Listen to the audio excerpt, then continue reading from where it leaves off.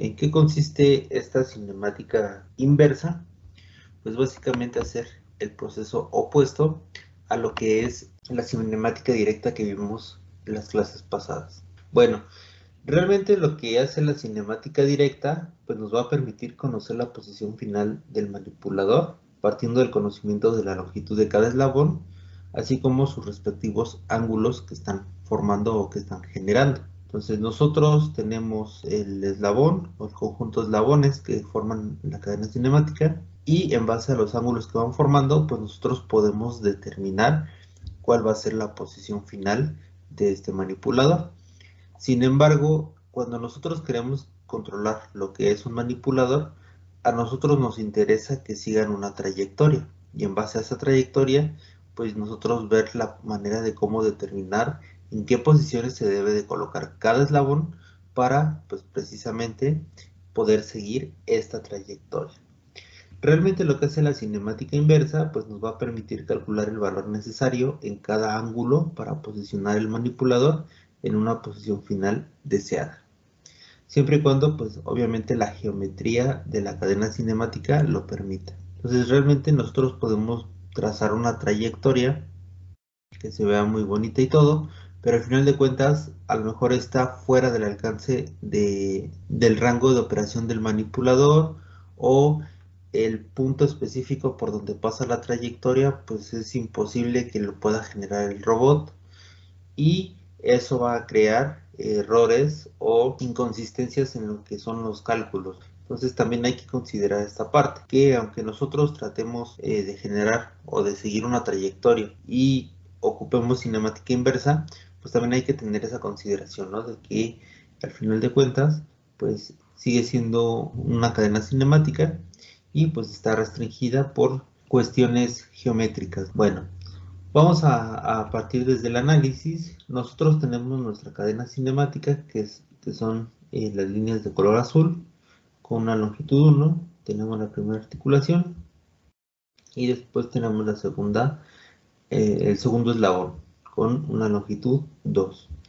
Este primer eslabón pues nos va a generar un ángulo θ1 y este segundo eslabón nos va a generar un ángulo θ2 con respecto al eje que está formando el eslabón 1. Y aquí tenemos lo que es la posición final, x sub 0, y sub 0. Esta es la posición deseada. Aquí es donde queremos que el manipulador pues esté siguiendo cierta trayectoria. Si nosotros lo tenemos plasmado en el plano XY, realmente este punto x sub 0, y sub 0 va a ser nuestro punto final con respecto al primer sistema de coordenadas que habíamos analizado en las matrices de rotación. Bueno, si nosotros estos dos eslabones lo vemos como un conjunto de vectores, pues al final de cuentas, desde el origen hasta el punto final, puedo trazar un vector resultante. De manera que si yo sumo estos dos, pues el resultado va a ser este vector que tengo aquí de color morado. Y bueno, este vector con respecto al eslabón 1, pues también nos están formando un ángulo gamma. Bueno, este es el análisis básico que podemos realizar. ¿Qué más podemos visualizar aquí? Pues si nos damos cuenta, nosotros vamos a tener un vector resultante que llega hasta este punto final, y si nosotros trazamos una línea vertical hacia el eje X, pues lo que vamos a obtener es un triángulo rectángulo. Desde el origen hasta este punto va a ser la distancia x sub 0, y de este punto hacia el punto final pues va a ser y sub 0. Cateto opuesto, cateto adyacente y una hipotenusa. Si desglosamos ese triángulo, pues vamos a visualizar esta parte.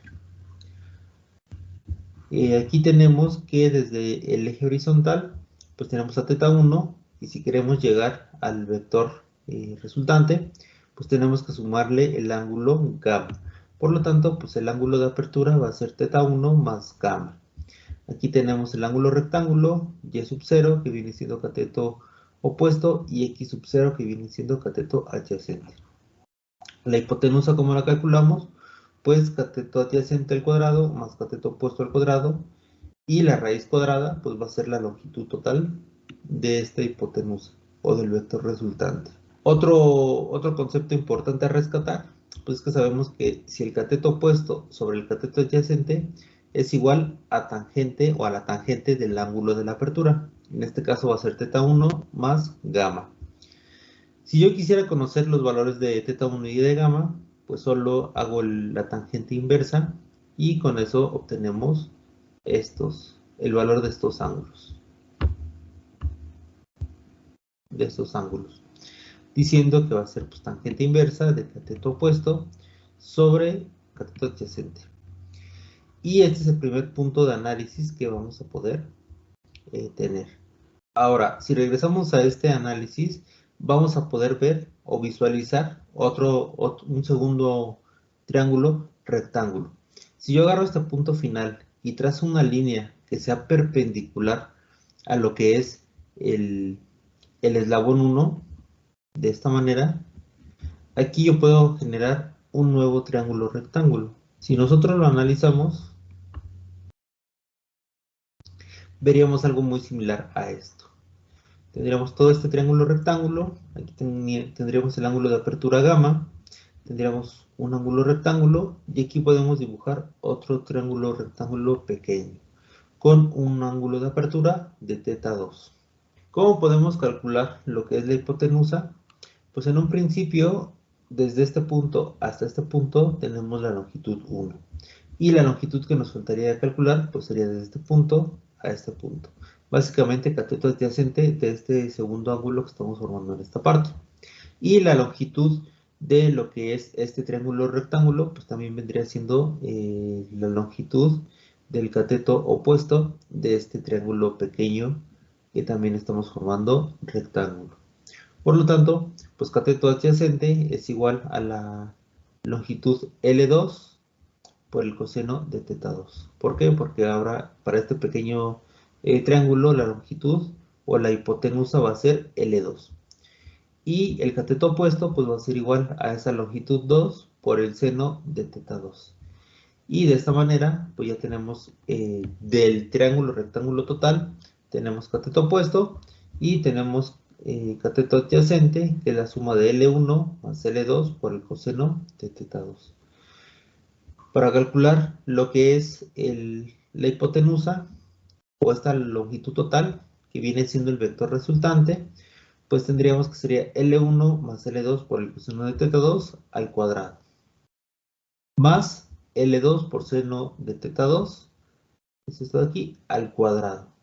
Si nosotros queremos la longitud total, pues vamos a sacamos la raíz cuadrada y obtenemos su longitud. Ese sería el segundo cálculo que podemos realizar. De aquí pues sabemos igual que la tangente de gamma es igual a la longitud 2 por el seno de θ2 entre L1 más L2 por el coseno de θ2. Es decir, cateto opuesto sobre cateto adyacente. Y de esa manera calculamos lo que es la tangente.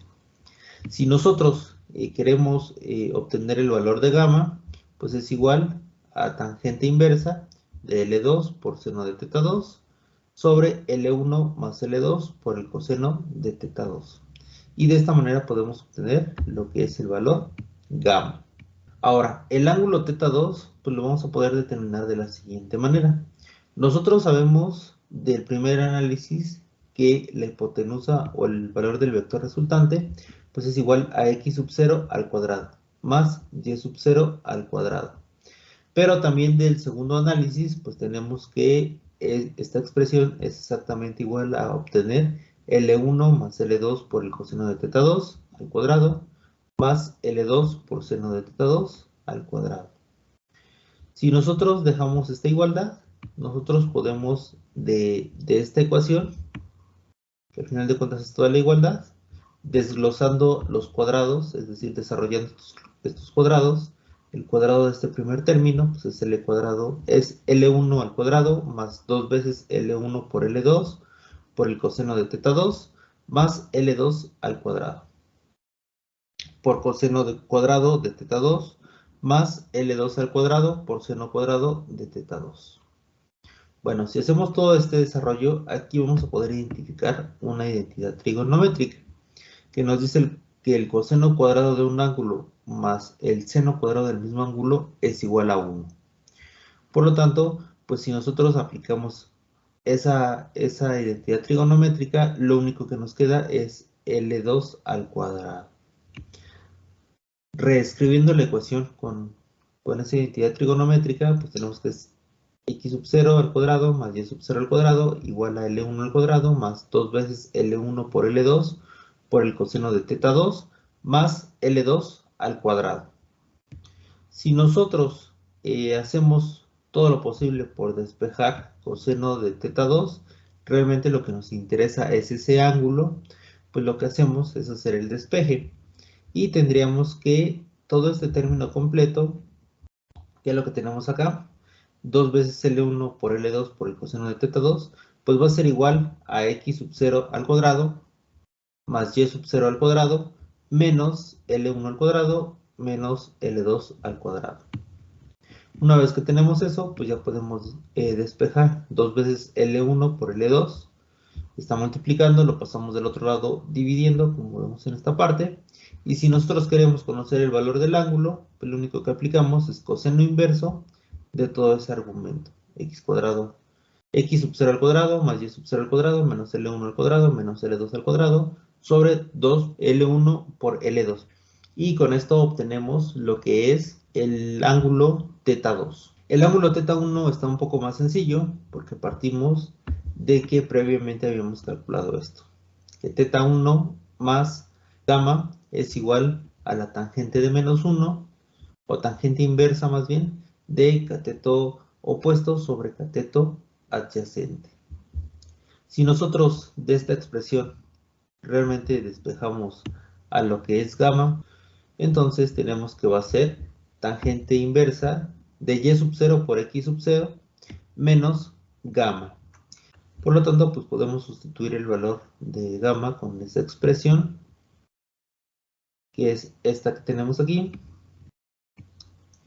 Y lo que hacemos es decir que teta 1 pues va a ser igual a tangente inversa de y sub 0 sobre x sub 0 menos tangente inversa de L2 por el seno de teta 2 sobre L1 más L2 por el coseno de teta 2. Y de esta manera podemos concluir que el cálculo de teta 2 pues lo obtenemos con esta expresión. Y el cálculo de teta 1 pues lo obtenemos con esta segunda expresión. Y estos son los valores que nosotros necesitamos. Ahora, realmente pues aquí lo que estamos haciendo es hacer el cálculo para un solo punto. Lo que necesitamos nosotros es recopilar un conjunto de puntos en el espacio que conformen a esta trayectoria y a partir de ahí pues ir obteniendo los valores de estos dos ángulos para poder generar lo que son los ángulos necesarios para poder seguir esta trayectoria. ¿En qué consiste la práctica número 2? Pues básicamente en hacer el cálculo y la animación de que el manipulador de dos eslabones pues está siguiendo una trayectoria. En la práctica 2 de MATLAB, realmente lo único que nos solicita el enunciado pues es hacer esa animación de una trayectoria utilizando el mismo manipulador de la práctica número 1. Entonces lo que hacíamos en la práctica 1 era dibujar esos dos eslabones en base a dos ángulos que nosotros le proporcionáramos.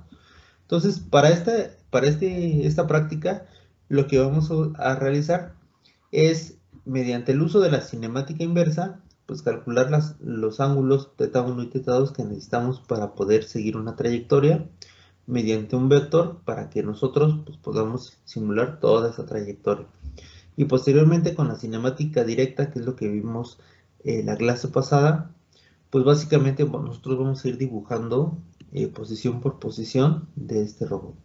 Aquí la diferencia de ocupar la cinemática directa es que nosotros ya hicimos un cálculo previo de los ángulos teta 1 y teta 2 que nos van a permitir que vaya haciendo el seguimiento de esa trayectoria. Entonces, ¿en qué consiste el código que tenemos en la práctica 2?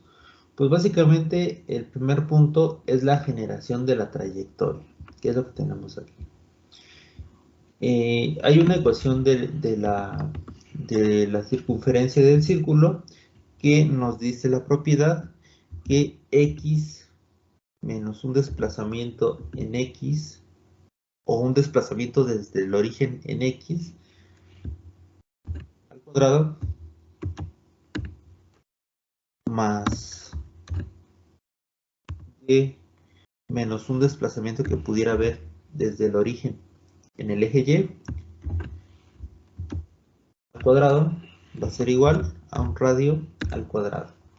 Nosotros podemos hacer uso de esta expresión de lo que es la circunferencia del círculo para poder determinar y dibujar una trayectoria circular en lo que es el espacio que va a estar trabajando el robot. ¿Sale? Entonces básicamente XD y XY, perdón, XD y YD, lo que nos están indicando pues es que si va a estar en el origen, si esos dos valores valen 0, 0, quiere decir que el centro del círculo va a estar en el origen, y si tienen algún valor XD y YD, quieren decir que lo recorrimos desde el origen. Es la distancia que recorrimos tanto en el eje X como en el eje Y, el centro de este círculo. ¿Vale? Entonces, ¿qué es lo que vamos a hacer? Pues vamos a proponer que este círculo esté posicionado en el eje X, su centro, en 0.1 metros, en el eje Y, que esté desplazado su centro, 0.4 metros, y que tenga un radio de 0.1 metros. Una vez que ya tenemos esto, voy a generar un vector en el eje X. Este vector, ¿qué es lo que va a hacer? Pues van a ser todas las posiciones que voy a poder calcular dentro de este círculo en el eje X. Por ejemplo, si estoy diciendo que el centro va a estar en 0.1, quiere decir que, y tiene un radio de 0.1, quiere decir que pues, realmente en el eje X vamos a estar trabajando con valores desde 0 hasta 0.2. Y esto es lo que nos está generando este vector. Esos son los valores en X que vamos a estar trabajando para la generación de este círculo. Y estoy poniendo XP de X positivo. ¿Por qué vamos a poner X positivo? Porque realmente nosotros lo que queremos encontrar es este valor Y. Por lo tanto, de toda esta expresión, pues vamos a despejar a este valor Y. Va a ser igual a la raíz de R al cuadrado menos X menos XD al cuadrado. Y aquí se acaba la raíz y vamos a poner más YD. Entonces, si nos damos cuenta, queda en función de lo que es el valor X. Por eso estamos generando este vector de los valores que vamos a ocupar en el eje X. ¿Por qué XP? Porque vamos a esta ecuación, si nos damos cuenta, todos los valores que nos van a salir van a ser positivos. ¿Sale? No va a haber ningún valor que no sea positivo, negativo. Entonces, esto va a ser muy importante a la hora de nosotros generar el ciclo, porque al final de cuentas, con esta expresión, lo único que vamos a generar van a ser semiciclos que van a ser positivos, en la parte positiva de lo que es un eje horizontal. Entonces, ¿qué es lo que vamos a hacer? Con esto vamos a hacer la simulación de que vamos a ocupar pues todo el rango de valores en el eje X, pero lo tenemos que repetir dos veces, una de ida y una de regreso. ¿Por qué? Pues porque tenemos que generar dos semiciclos con esa expresión, la parte positiva o la parte superior al eje horizontal y la parte que va por debajo del eje horizontal para formar el círculo completo. Entonces voy a ocupar este comando de flip, XP. Básicamente va a agarrar este vector y todos sus valores me los va a invertir. Y de esta manera voy a generar un nuevo vector, que es el que tenemos aquí abajo. Y este vector pues va a contener tanto los valores de este y los valores de este segundo. Ahora, ¿cómo voy a generar los semiciclos? Pues voy a tener un semiciclo positivo que le puse YP, que es este que tenemos aquí, que es el cálculo de este despeje. Y una vez que le pasamos este vector, pues lo único que va a hacer es generar este semiciclo positivo. Y después calculamos el semiciclo negativo con yn. Aquí lo que tenemos que hacer pues es que a la raíz cuadrada hay que ponerle previamente lo que es un signo negativo para que nos invierta todos los valores. Igual, a esta ecuación pues solo le vamos a pasar este vector que tenemos aquí, x sub n, y nos va a generar el semiciclo negativo.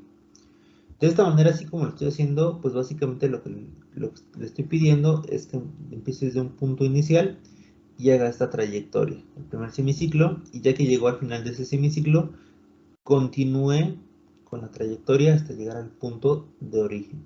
Es por eso que estamos ocupando estos dos vectores, que nos van a permitir hacer esa simulación. De que estamos dibujando un círculo completo sin ninguna pausa, sin ningún corte en lo que es la generación de este círculo. Bueno, una vez que ya hicimos estos cálculos, pues lo que vamos a generar ahora es un vector o dos vectores, uno para el eje X y uno para el eje Y, pues que básicamente me simulen que están haciendo o que están indicando todos los puntos de ese círculo. Entonces, generando estos dos vectores, yo posteriormente los puedo plotear, generar una gráfica que lo que va a realizar pues va a ser un círculo que va a tener de origen en el eje x.1 y en el eje y.4. Voy a comentar todo esto de acá.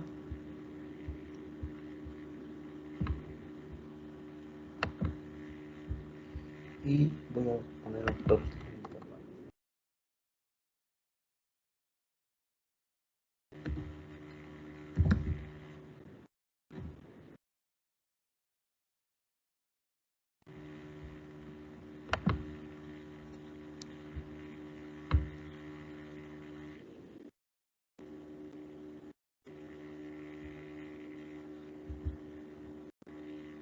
Ok. Bueno, vamos a comentarlos.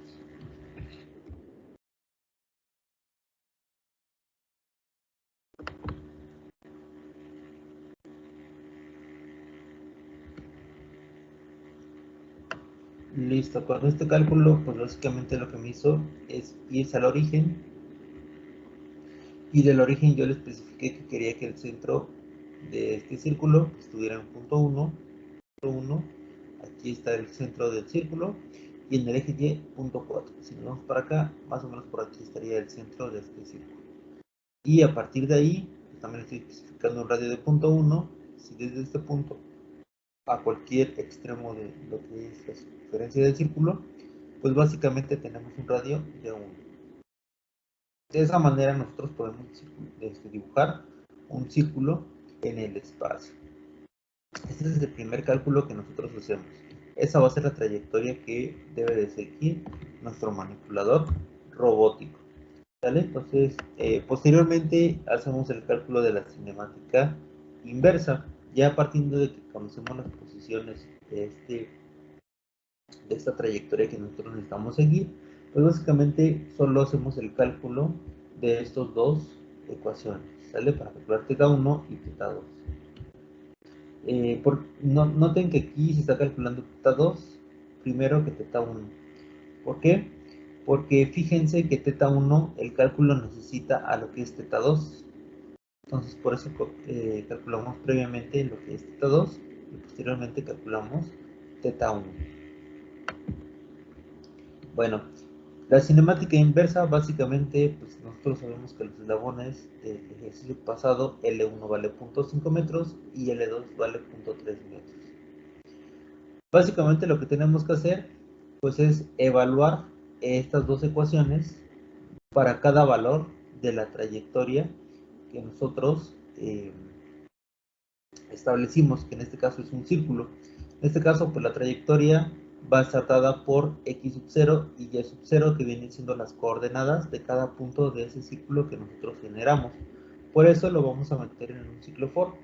¿Para qué? Pues aquí tenemos este vector que tiene la pareja de valores x y y de cada uno de los puntos que genera este círculo.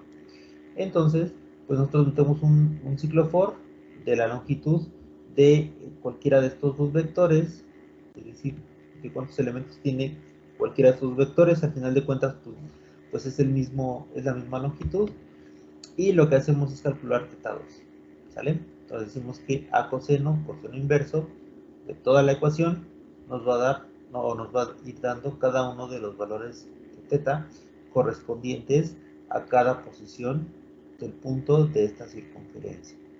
Hacemos exactamente lo mismo con θ1, sustituyendo y aplicando los tangentes inversos para cada posición de lo que es la trayectoria a seguir. Y de esta manera, pues ya vamos a tener al final de correr este ciclo for, pues dos nuevos vectores correspondientes a los valores que necesitamos en θ1 y los valores correspondientes que necesitamos en θ2. Y de esta manera, pues ya vamos a poder generar lo que es la animación del manipulador robótico, ¿vale? Entonces, básicamente, en esto consiste lo que es la cinemática inversa. Una vez que ya tenemos esta cinemática inversa, lo que procede es ir a la cinemática directa. Básicamente, ahora sí calcular las posiciones de cada uno de los eslabones en base a los ángulos que yo le di. El primer sistema de coordenadas, o con respecto al primer sistema de coordenadas, que es sigma sub 0, que es el origen, pues ponemos que x y y van a estar en los valores 0. Posteriormente, el segundo sistema de coordenadas pues va a ser en la siguiente articulación, y básicamente de estas ecuaciones, no las tenemos aquí, de la práctica 1 teníamos estas dos ecuaciones, esta de aquí y esta de aquí abajo. Básicamente, pues estas nos calculaban el punto final. Sin embargo, el primer término que tenemos aquí corresponde al primer sistema de coordenadas, sigma 1. Por lo tanto, pues escribimos ese sistema de coordenadas tanto para x y como para y. Y básicamente lo que estamos haciendo pues, es calcular la primera posición final del primer eslabón. Y finalmente, como tenemos nada más dos eslabones, pues tenemos el sistema de coordenadas final, que es el que calculábamos en la cinemática directa en la práctica 1. Y obteníamos estas dos ecuaciones, x y y finales, ¿vale? Entonces aquí lo único que hacemos pues es sustituir los valores tanto del vector θ1 como del vector θ2 en todas estas ecuaciones, y de esta manera tenemos lo que son los puntos finales de cada eslabón con respecto a los ángulos θ1 y θ2, ¿vale? Bueno, una vez que ya tenemos esto, pues podemos realizar la simulación. Hay que aclarar que cada uno de estos sistemas de coordenadas, pues básicamente de este primer sistema de coordenadas a este, son las posiciones del primer eslabón. Y las posiciones del segundo eslabón empiezan a partir de este sistema de coordenadas y terminan en este segundo sistema de coordenadas. Conociendo este análisis, pues nosotros lo que podemos hacer es una animación partiendo desde un ciclo for y que haga la cantidad de ciclos que contiene cualquier vector, ya sea de x o de y. Una vez que ya tenemos conocimiento de cuántos ciclos vamos a generar, pues lo primero que vamos a hacer es graficar la trayectoria. Y esto lo hacemos con este plot que tenemos aquí. Antes, previamente de generar los ciclos for, abrimos una ventana que le vamos a poner que es la figura número 1. Y posteriormente dibujamos lo que es la trayectoria. Es esto que tenemos aquí. Y posteriormente, una vez que dibujamos la trayectoria, vamos a dibujarle una base al robot. Sale una línea horizontal pequeña para indicar dónde está el punto base de lo que es este robot. Este lo vamos a dibujar con una longitud desde menos 0.05 a 0.05 en el eje horizontal, en el eje X, y como altura pues no va a tener ninguno. Las dos posiciones o los dos puntos van a estar en el eje Y con valores iguales a 0. Posteriormente le ponemos una K que nos indica que la queremos, o que le estamos indicando más bien a MATLAB que queremos que la línea sea de color negra. Bueno, una vez que ya hicimos esto, pues vamos a empezar a dibujar lo que son los eslabones. Con un plot, nosotros podemos decirle que queremos la posición del sistema de coordenadas 1 hasta la posición del sistema de coordenadas, perdón,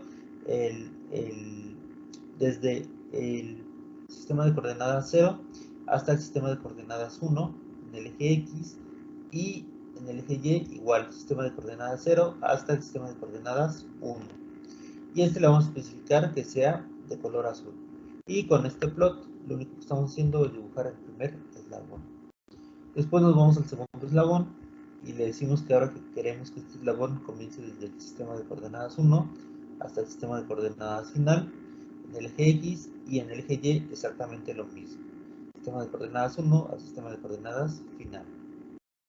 Y este le vamos a especificar que sea de color rojo, solo para identificar cuál es cada eslabón, ¿no? Y bueno, los puntos final o el punto final de este manipulador básicamente es el último sistema de coordenadas. Y a este le vamos a decir que dibuje al final un asterisco indicándonos dónde está ese punto final. Una vez que ya hicimos todo esto, pues en cada ciclo se van a ir actualizando las posiciones de acuerdo a los ángulos que calculamos previamente. Y aquí vamos a finalizar escribiendo los datos de la gráfica, título o una etiqueta del equipo que están participando, del eje X sub 0, del eje Y sub 0, y vamos a poner legend para cada una de las líneas o trazos que vamos a estar dibujando y poder especificarlos en la gráfica. Y finalmente pues vamos a restringir esta gráfica con los ejes acotados a menos punto 1 hasta punto 55 en el eje X, y desde menos punto 1 hasta punto 55 en el eje Y. ¿Por qué puse estas acotaciones? Pues porque básicamente nada más estoy dejando lo que va a ser el área de trabajo de este manipulador, y así evitar pues, cualquier punto o coordenada que nosotros no le demos, o le demos más bien, y que ya no pueda determinarla el robot. Entonces, mientras el círculo esté dentro de este rango, de este eje, dentro de estas restricciones, pues el manipulador lo va a poder realizar sin problemas. Aquí ponemos un hold off para dejar que la gráfica deje de estar actualizando sin que se borre nada, y ponemos una pausa de 1 milisegundo para poder visualizar la animación. Entonces, si corremos este programa, vamos a ver lo siguiente. Ahí está. La trayectoria pues es ese círculo que nosotros dibujamos.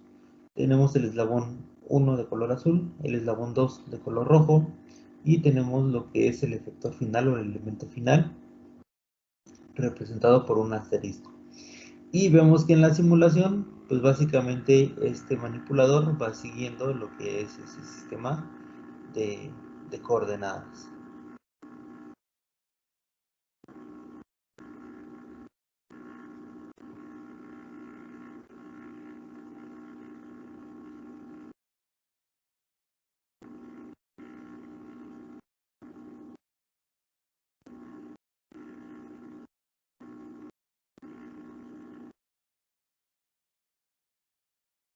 Vean que con este cálculo, pues básicamente ya el programa va recalculando qué ángulo necesita cada eslabón para poder hacer el seguimiento de esta trayectoria.